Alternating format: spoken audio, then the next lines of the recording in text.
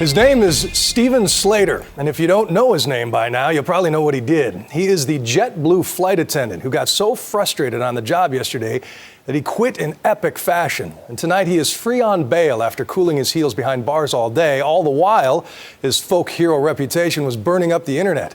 Andrea Canning looks at how one man's meltdown is a sign of the times. Remember when being a flight attendant was a job of glamour and adventure? Service like this, combined with the Clipper's solid comfort. Well, those days are over. Now flight attendants deal with frustrated passengers who are cramped and cranky. What happened up there? Enter America's newest folk hero. Steven Slater, the now infamous JetBlue flight attendant, isn't being praised for saving anyone's life or averting disaster, but because he lost his cool when an unruly passenger tried to get her bag and hit him on the head.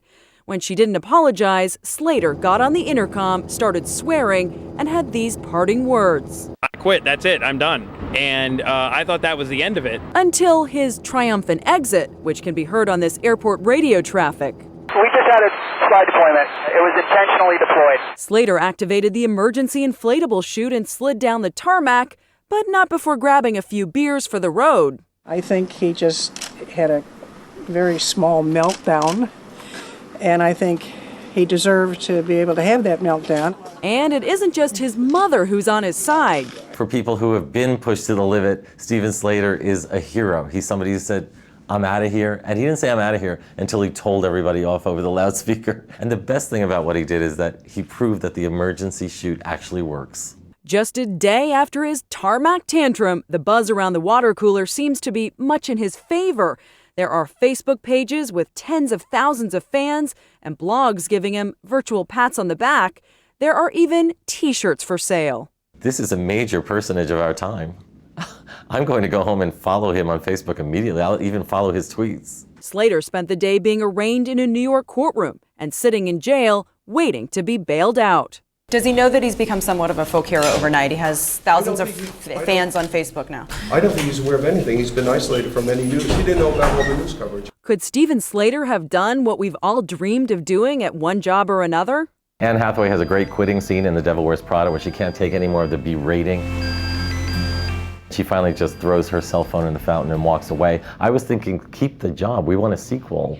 This fantasy of storming out of work in a blaze of glory has been a recurring theme in movie after movie. Jennifer Aniston's character, Joanna, in Office Space wasn't wearing enough buttons at her job.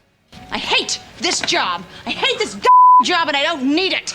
And Network, well, this one is enough to make any news reporter a little nervous. I'm as mad as hell, and I'm not going to take this anymore! Network is the iconic I'm quitting scene. Peter Finch deservedly won an Oscar for it. Unfortunately, he was dead by the time he won, maybe from the rage. This character has more rage than Mel Gibson, but expresses himself way more poetically. Only time will tell if Steven Slater turns into another Howard Beale, inspiring others to follow in his footsteps. Steven Slater just said, I'm not taking it anymore. This is it. This is the last time. And that's why it's such a fantasy that people are glomming onto. It's like, oh, we wish we had that in us. To tell people off and just walk away and take 2 beers. That's the important thing. He definitely exited in a grand fashion. He is a dramatic fellow, so I wouldn't expect any less of him. Slater now faces up to 7 years behind bars for his stand, but he didn't slide into notoriety without these parting words. It seems like something here has resonated with a few people, and that's kind of neat. For Nightline, I'm Andrea Canning in New York. Maybe we should have inflatable slides and beer coolers in office buildings around the country. Thanks to Andrea Canning for that.